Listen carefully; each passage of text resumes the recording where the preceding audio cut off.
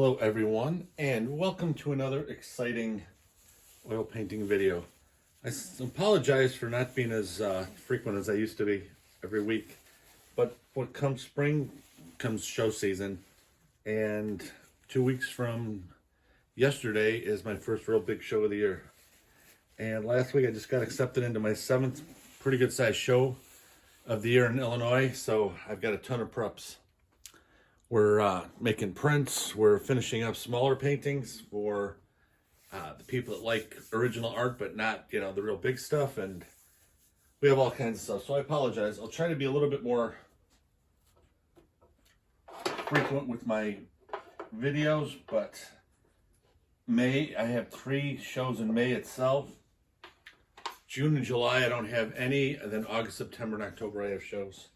So I'll do my best to have some semblance of a normal schedule for you. In the meantime, we got our 16 by 20. We've got our our Payne's Gray and our Phthalo Green. And we got our 2-inch brush. And for those of you that may have forgotten, because it's been a couple weeks, here's how we start. Hope everybody has a great Easter. Today's Easter Sunday, so I hope everybody that celebrates Easter had a great Easter. I'm reluctant to post this video tonight, but I'm going to just to stay on the Sunday routine. I might wait till Monday night at the most, because during show season, maybe Mondays will be better. I'm not sure. So I'm just going to see what I'm going to do for posting, but I haven't decided 100% yet. Today, I don't think we're going to have a mountain. I don't dislike mountains. As you know, I love mountains. Matter of fact, my wife and I, the first vacation we've had in many, many, many years, coming up in July, and we're going to Cheyenne, Wyoming. And then once in Cheyenne, we're not going to go to Yellowstone. That's too far for us for the amount of time we have off. It's on the western side of Wyoming. But we are going an hour and a half south to Rocky Mountain National Park. So I'm going to do a lot of plein air painting there, and take a lot of photographs for reference material. So I hope to get a real ton of stuff. I'd like to do, in the week we're going to be there, I'd like to do, as many videos as possible over at Rocky Mountain. I've never been there. I've been to Glacier once, many years ago. I've never been to Rocky Mountain, and I am so looking forward to it. So I want everybody to enjoy it with the videos that I'm hoping to really do. But in the meantime, I'm just going to do a nice forest today. Some water. Yeah, something like that.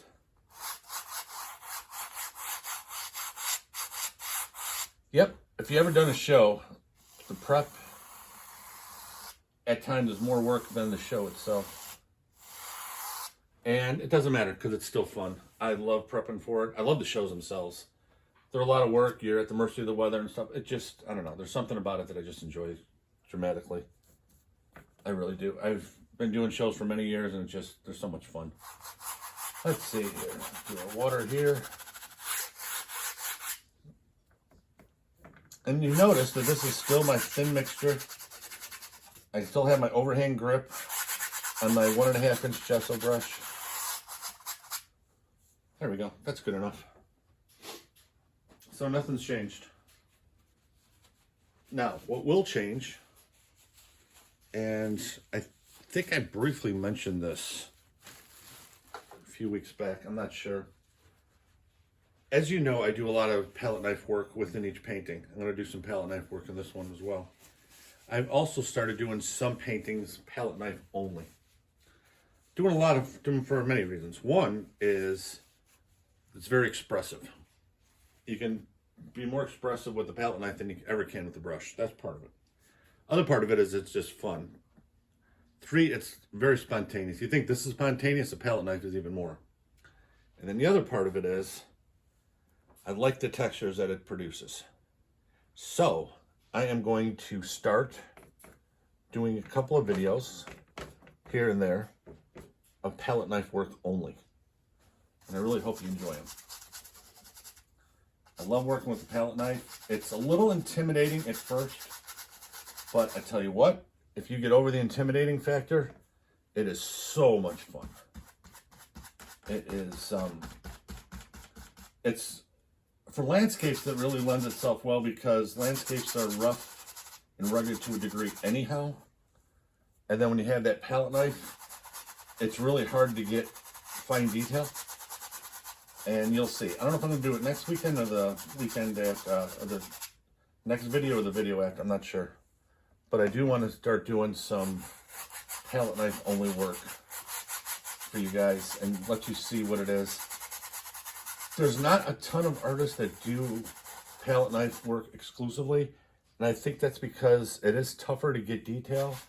And I know so many people are big into detail, especially beginners. And the thought of just having the impression of something and still have it look good is tough for some people. I know it has been for me when I first started, but it really is something I think you'll enjoy. And I hope you'll try it. What's nice about a palette knife is you don't need any mediums. You don't need any thinners. You don't need anything to wash your brushes. You need a little bit more paint, and you most certainly need more paper towels. Most certainly need more paper towels. Okay, so we got our sky in. I'll let you smooth it out. And we've got our trademark, I don't know if you can call it trademark, but we've got our green in our sky that I like to do. Remember, I found out about green looking good in the sky by accident.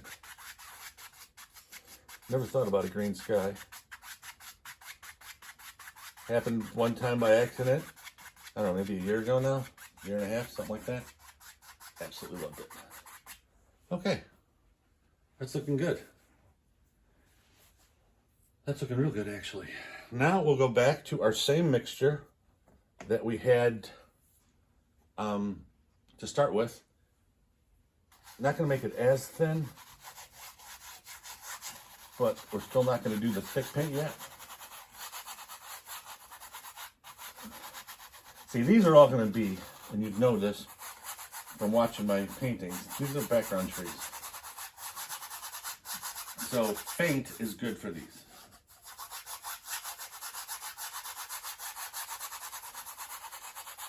You don't want these real dark, but you want the mood to kind of match. So you see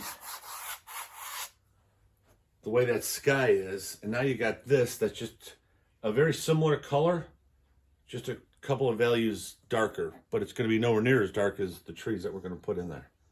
Okay, so we're just going to wipe off the brush. We're not going to clean it. Just pinch real good. And you can see you still got stuff on there, but you just took quite a bit off. And then we're just going to tap in our foliage shape. That's all we're doing. We're just giving our background trees a shape that looks like foliage. That's all. We don't want random lines that don't appear in nature. We want random shapes that do. Just tap it in. You can hear, by the way, I'm tapping firm. I mean, I'm not putting my brush through the canvas, but I'm tapping firm. There we go. And then once I do this, I think I'm going to put some clouds in and get that part done. So when I do put the trees that are going to be brought forward, I won't get in the way of the clouds.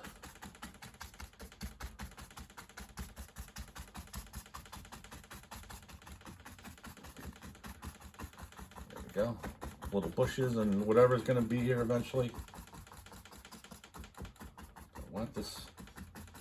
I want this to kind of not disappear into the background, but kind of give the impression that it is starting to disappear into the background, if that makes any sense. There we go. Let me step back and see. Oh yeah, that's what I want. We're just going to put a little bit of clouds here, maybe a little bit here into this blue. Nothing crazy. We're not even going to wash our brush. Get these out of the way. Let me see how that's looking on video. Oh yeah, that's looking good. So I'm going to take a fan brush with just pure titanium white for now.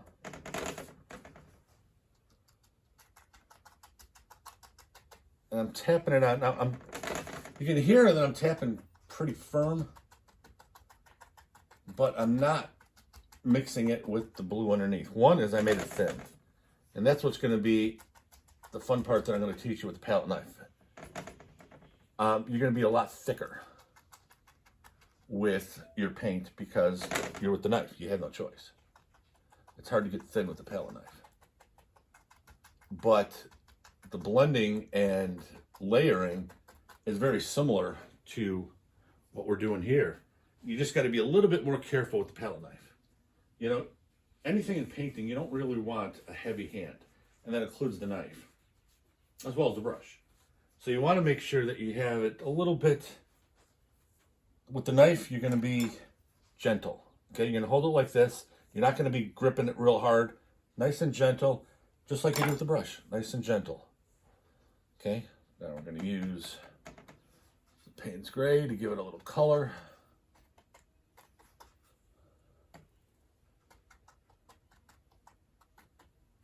There we go. Wipe off the brush, and this one I'll clean. I'm not sure what I'm going to do with this one. I may use this for something else later, I may not.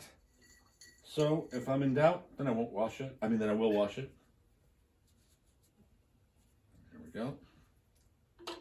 Now I'm going to take my same dirty brush that I've been using, my gesso, wipe it off. I'm not going to clean it off. Now, yes, I understand I've got green in here, and I've got paint. I've got all kinds of stuff in here. Everything that's on the canvas so far I've got in here. And these are white clouds. Doesn't matter. I don't want them pure white clouds. Okay, that's the beauty of it. I want everything to be cohesive with the colors. That's why I don't use a lot of different colors. I don't like this. Remember?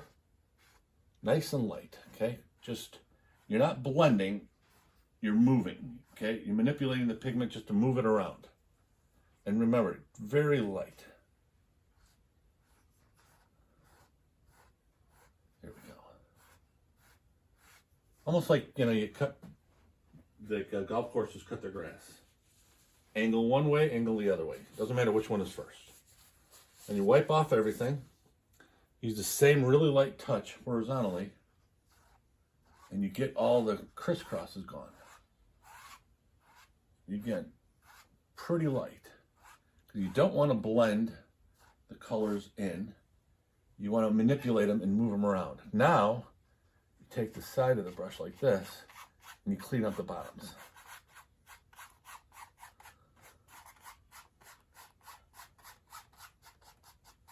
And this is how you kind of shape things to the way you want them to look. See, it's a little too much dark I had. So then you just go over it just a little bit more.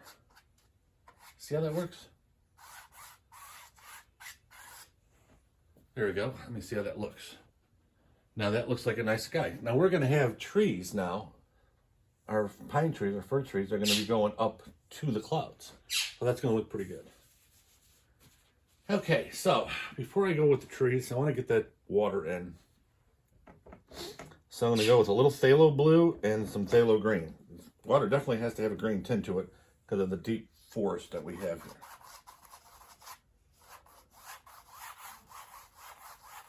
Okay, now this is, in my opinion, this is a forest somewhere in the mountains, even though I don't have mountains in it. Okay. So it's going to have a lot of blues for the deep, cold water, but it's going to have the green reflecting in it from what we have here.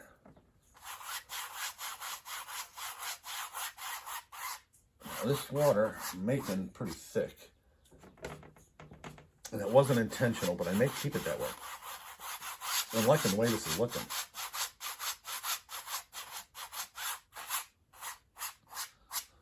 Liking this the way this is looking.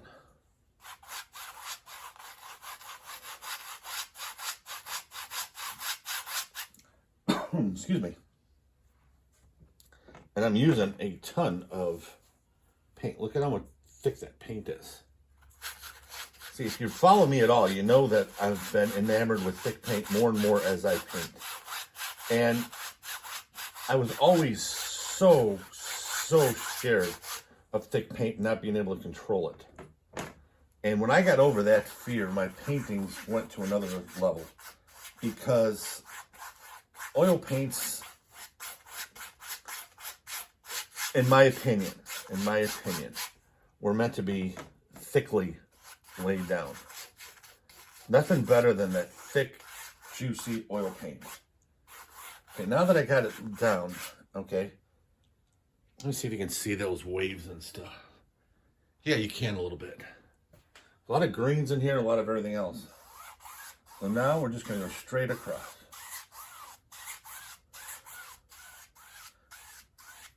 Now, what I'm doing is I'm not trying to get rid of all that thickness, okay?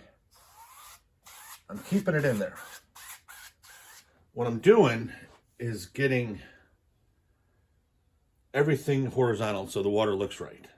But you got strips of green, blue, dark blue, a little darker green. You got a little bit of everything. So what I'm going to do is, once I get the land in, then I'm going to start doing the highlights.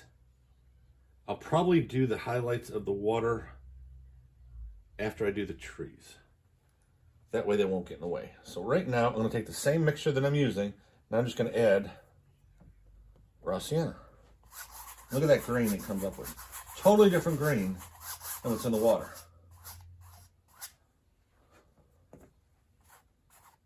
Little Payne's gray got in there by mistake.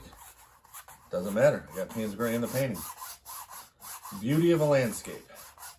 Landscapes in some ways are very easy, in other ways they're very difficult. Okay, where they're easy is your color selection if you use a limited palette. Okay, because if you use a limited palette like I do, your painting's going to be harmonious color-wise regardless. Where it gets a little tough is perspective sometimes. And perspective is basically your elements and how detailed and subdued and intense the colors are for where they are in the landscape. Perfect example.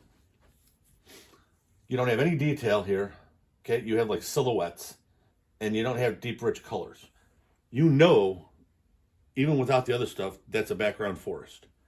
Just by that, okay? That's the impression of. So, when I put on the thick trees in the front, I'm not going to cover all of those so you see them, and then that gives it depth, its perspective. And that's one of the things new landscape painters fail to do, is put that depth in there. Like when I do mountains, if I'm having more than one range, the further one's going to be much lighter and less detail on the highlights. The one closer is going to be darker, and the highlights are going to be more intense. So, rule of thumb, the further away it is, the less the detail is, the less the color intensity is. The closer it is to you, the more detail, the more color intensity. It's basic, there's a lot more to it, but that's a good start. Okay, so now that I got that, I'm not going to clean my brush. I haven't cleaned it yet. The only one I've cleaned is that fan brush. Now I'm going to take my phthalo blue, phthalo green, Payne's gray, and raw sienna together, which is what I've been doing. I'm going to put in my trees. I'm going to lay them in about as thick as you can. I want thick, juicy oil paint.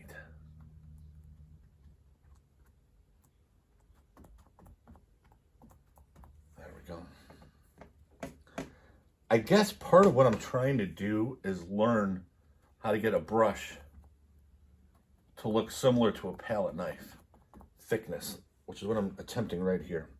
And the reason for that is I enjoy a brush, I enjoy a palette knife, but I want to be able to have the palette knife effect with the control of the brush. The palette knife doesn't give me the control I want, which is the only reason why I'm a little hesitant doing that. But I have seen some artists.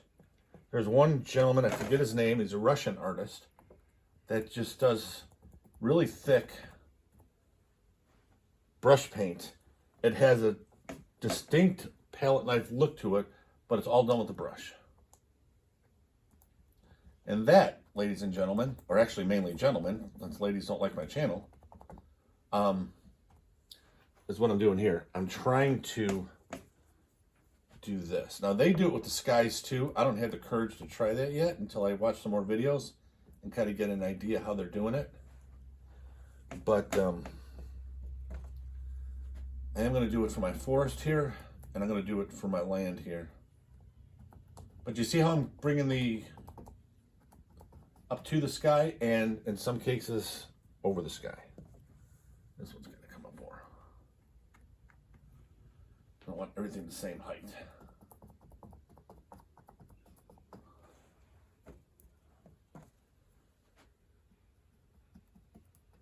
There we go.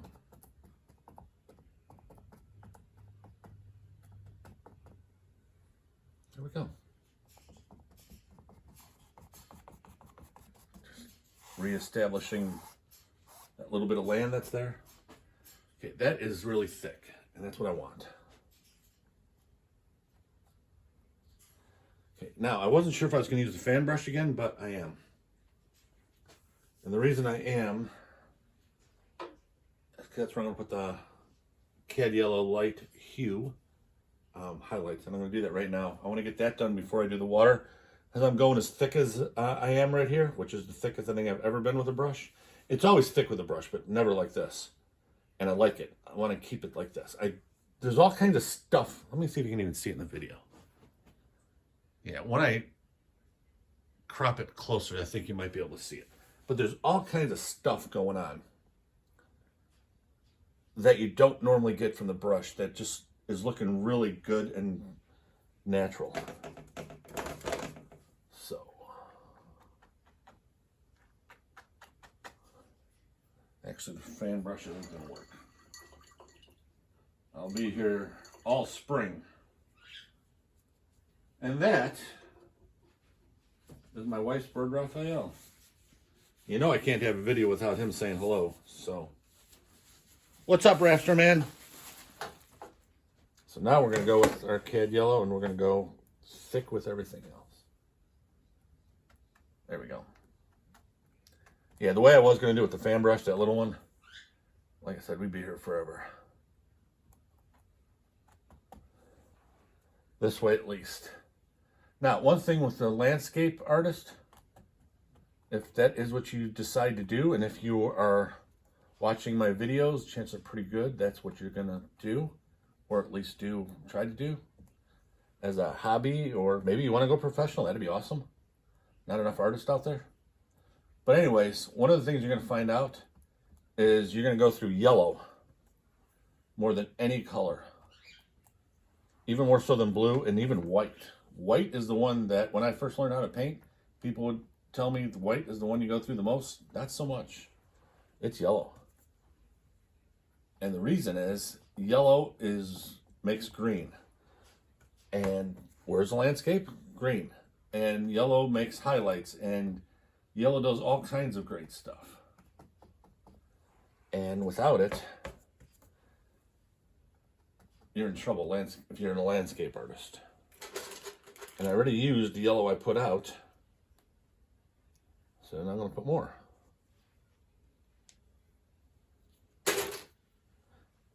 There we go. Okay, now there we go. So the next thing I'm going to do, see where I need a little bit more yellow. If I'm going to go in with thick paint, I'm just going to go all the way in head first. Okay, so the next thing I'm going to do is wipe off the brush. Actually, no, I'm going to leave it. I'm going to need that yellow for here. Then I'm going to take my clean fan, okay, and I'm not going to get rid of all the yellow or my texture or anything else. I'm going to lightly, similar to how I do clouds, but tapping motion. So instead of real light like this with my clouds, I'm just going to go tap lightly just to give it a little bit more shape to it, okay? So this is what I mean. Just a little bit more shape. Where I have paint that just doesn't look like it belongs, as far as the way the thickness goes, just gonna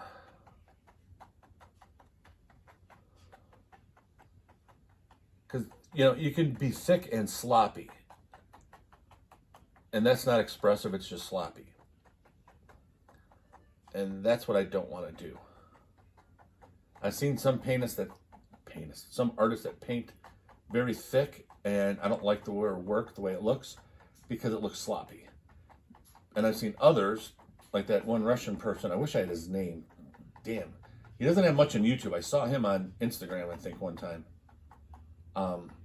But he paints extremely thick, more so than me, but it's not sloppy. When you look at his art, you just go, wow. You know what I'm saying? And that's one of the things I'm experimenting with in my own work. Because I love thick anyway. I love the knife, but I want the control of the brush with the effect of the knife. So I'm hoping maybe that made sense. Okay, so I'm going to leave my forest like that. Yeah, I like that. Now, here's what we were talking about before. All the way through here, you have glimpses of that background silhouette of the background trees. Excuse me. And that is what we've been looking for. Okay, now we're going to go with our knife. We're going to go some land. Now, a lot of times we do these trees with the knife. Not today. Like I said, I'm trying to, much as I like the knife, I want to see if I can get the similar look with a brush.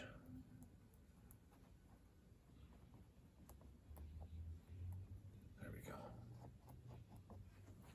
Now, what I'm going to do, this I will clean off. No, actually I won't. The hell with it. Why clean it? I'm going to use it. Now I got to find, where's some more sienna? There it is. Nope, that's a Alizarin dummy. Oh, I'm sorry. I got to go into my stash. I'm all out.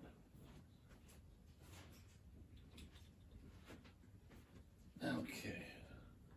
Here's some burnt sienna. I'm going to mix this with a little bit of white to lighten it up a little bit. I'm actually going to use a different, no, I use my fan brush, what the hell. I don't like using a ton of different brushes and knives. I like to keep it down to, 2 or 3 at the most, maybe. There we go, that's a good color. There, now I'm going to do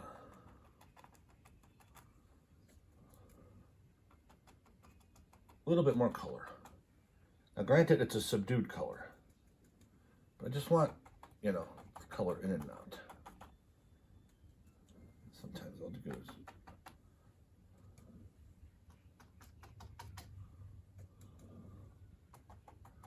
And then what I'll do is I'll put some Alizarin Crimson. Or actually, no, I'm using Cad Red Light Hue. I'll put some of that in here too, because I'm going to put that here for the flowers. That's in your foreground. I want that in the back too.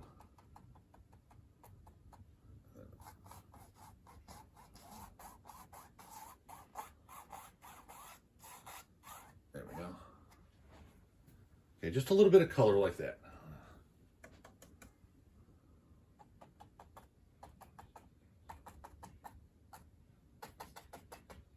And this can be faint too, like you see. I don't have it real thick.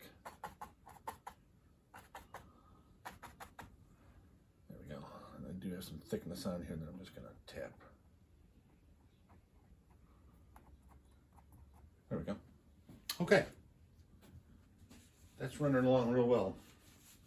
Now, I think I'm going to go with my ground here, my land.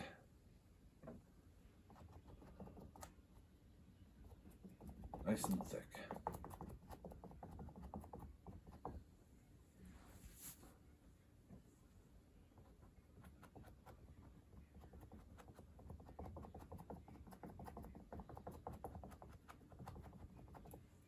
What I'm going to do here is just going to be some flowers at the banks, river banks, whatever this is. And there's also going to be some flowers inside of it. It's going to be some dark colors like Payne's gray and maybe some of that burnt sienna.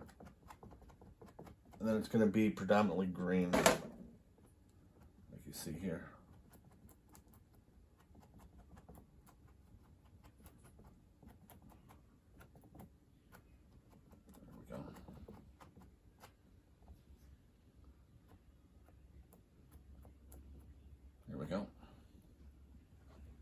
Okay. Let's see in the camera what it looks like. Okay, that's looking pretty good.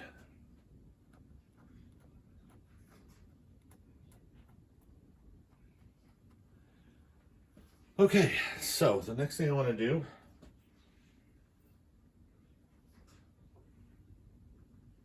clean that brush off. Well, I take that back. Wipe it off. I don't think I'll be cleaning this brush until my painting session's over and I'm off camera. So that way you guys don't have to worry about it. Now, if you ever want to see how I clean my brushes, let me know. I will have no problem showing you how I do that. It's actually very easy because you just get it with the paint thinner, which is either Gamsol for me or the Bristle Magic. And then once they dry from that, then warm soap and water, kind of squish it around in your hand. Do this like this for the brush. Get the soap all through the bristles, kind of do this with the bristles, and then rinse with the warm soap and water. Let them dry down like this so the water doesn't get into the ferrule. And then the next morning, before I go to work, I'll test them out. They dry, and then I'll put them in the brush holder. It is pretty basic, but if you want to see it, you let me know. Okay, so now I'm going to put in a little bit of highlights for the water. Now the water is going to be different this time. We're real thick, so my highlights are going to be really thick, but I'm going to also hit them with the brush. So I'm going to do these highlights very similar to the way I do the clouds.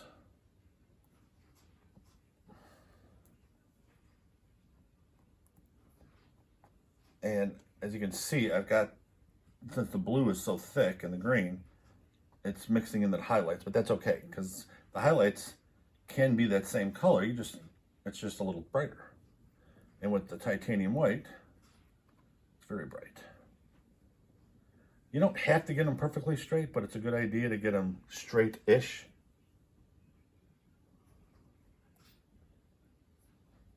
Because it is water, it does maintain its flatness.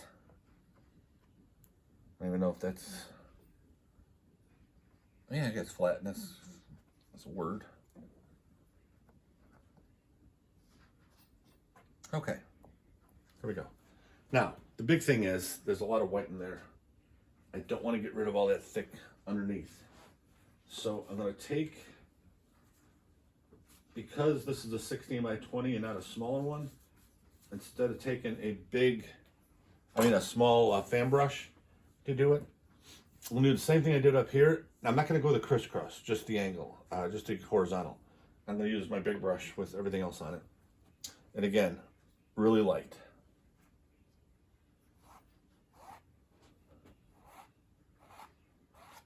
See, that has a palette knife appeal to it.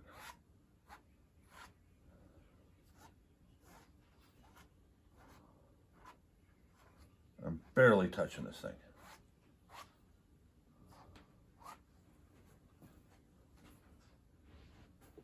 Let's see, that works. Now, the funny thing is, my problem, and I told you before, is I'm not a patient oil painter, so I can't handle something taking 10 days, 2-3 weeks to dry. So that's one of the reasons why I use the Alkyd oil paints from Winsor Newton, the Griffin Alkyd. Now, it is an artist quality paint. I won't use a paint that's not light, fast, and archival. But they only come, except for the titanium white, in the little 37 ml tubes. So the thicker I paint, the more paint I use. And it could start being pricey. So if that's the case, I may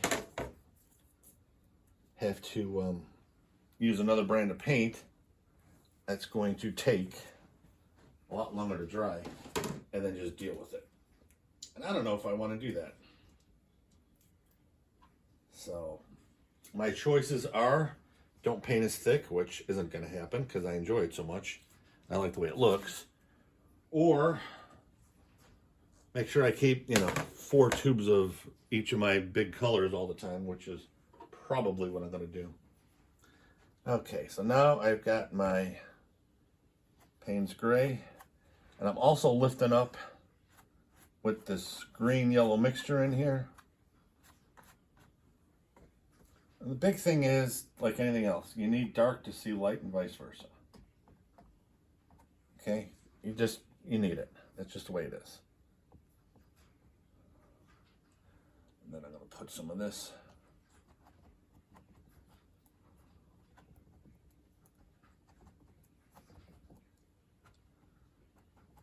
There we go. Okay. You need dark to see light. You need light to see dark. I know I've said that a million times. I'll say it a million more. It's basic, it's fundamental, but it's amazing how many people forget it. And that includes myself for so long. It just, I couldn't get it through my head. And it stunted my growth for a while.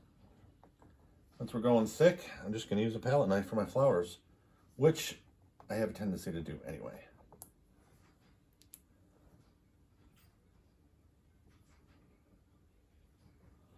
Now I'm just using the corner of this knife. You can use a palette knife, most palette knives, to do the same thing. There's a bunch of them on, not a bunch, but several on YouTube. And each one of them seems like they have their own preference for a knife. I haven't gotten to that part yet with the knives. I like this one, but I like doing small paintings at times too. And this one's too big, so I might get a smaller version of this. I don't know. I have seen some people use multiple knives within a painting. That makes sense to me. There's some people that do multiple, they do multiple brushes with the painting. Most people don't use one brush for the same painting. So, have not decided. Like I said, the palette knife thing isn't new for me, but where I want to take it is new. And that's going to be a journey we're going to go on together. And I hope that you're up for it. You're not just looking for basic brush painting. Because I do like, if you haven't guessed by now, I like trying new stuff. I don't like doing the same old stuff all the time. I mean, one of the things I think I told you before, I like certain compositions, okay? But just because you have a similar composition doesn't mean it has to look the same. And that's one of the things that I do with different paints. Different textures, different brushes, different whatever. I like to just experiment. This is the thickest I've ever painted with just a brush. And my wife probably won't like it because she likes a little bit more refined, but I'm really liking this. Now, if you had a guess, I need more yellow. Now, this painting will have taken half a 37 ml tube of yellow. Everything else except for Payne's Gray, the initial, what I put out, is fine. The Payne's Gray, I had to do a second. The yellow, I'm doing a third.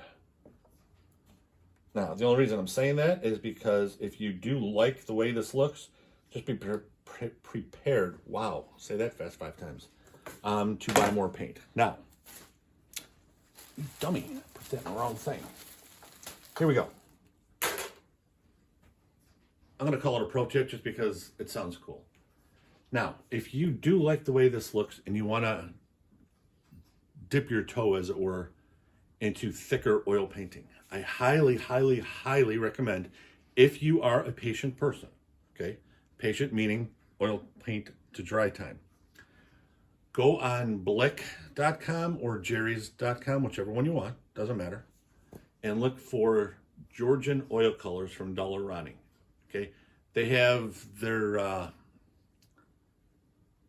I forget the name of it, but the regular Georgian oil. I think it's the Georgian 1862 or something like that. I forget which, but it's their student grade, but it's a high-end student grade. It's extremely economical. A 200 ml tube, big tube like this, is like 12 something. So if you want to get into that and you don't have a problem waiting, use Georgian oils. They have an academic one that's below that. Don't get that. That's not even good at all. but the regular Georgian oils is, like I said, it's a high-end student. It's a very good paint. You'll get the nice clean mixtures. It takes obviously longer to dry than my Alkyd paints, but you're going to like it, and it's going to last for you. So you're not, constantly buying 37 ml tubes. So that's something to consider. And actually, if you want to, it's a great paint. If you want to do any of the techniques that I do, it works. And the only reason I don't use it, because I do like it, is the dry time for me. I'll show you my studio one day. I'll do a studio tour. And I like paintings to get in and out. And especially when I paint during show season like I am right now, I don't have time to waste for stuff not drying. So what I'll do is this is real thick. So if it's thin, let's say like the sky, my Griffin Alkyds will be dry to the touch 24 hours. This thickness, probably 48 hours, maybe a hair more, and they'll be dry to the touch. And then a couple days later, I can actually do a retouch varnish. Not a final varnish where it's airtight, but a retouch where it's not airtight, but it'll protect the colors and everything. Just a little bit in here. Want just a little bit of the dirty yellow that I got going on, just for the color change.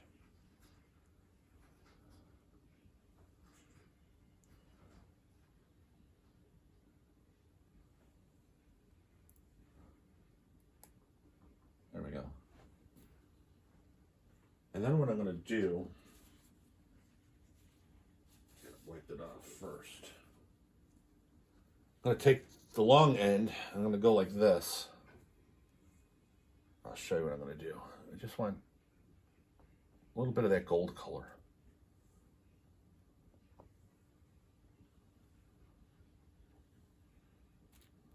I found out firsthand, even forest reserves of Illinois, like the Cook County Forest Reserves I'm close to, where my folks live in Cook County, even us, when we're not in mountains and everything else, the trees have many different colors to them depending on the time of the year and everything else. Just rain or not, whatever the case may be. So you have the different colors everywhere. Anywhere from golds to greens, depending on the time of the day or night. It can even look black. Doesn't matter. It's gorgeous. And I'm going to take some this side of the knife.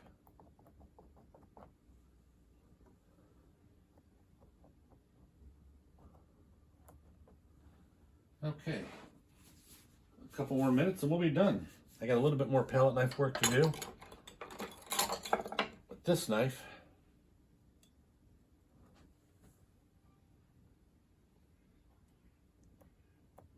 there we go. A little bit brighter there. It's not the foreground, but it's not the background. It's mid. So I need it a little brighter than it was. Not crazy. Not where you need sunglasses, but just a little bit.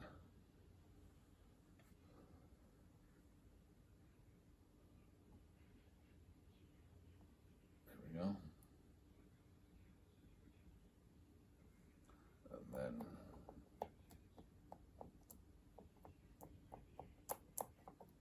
give this area texture.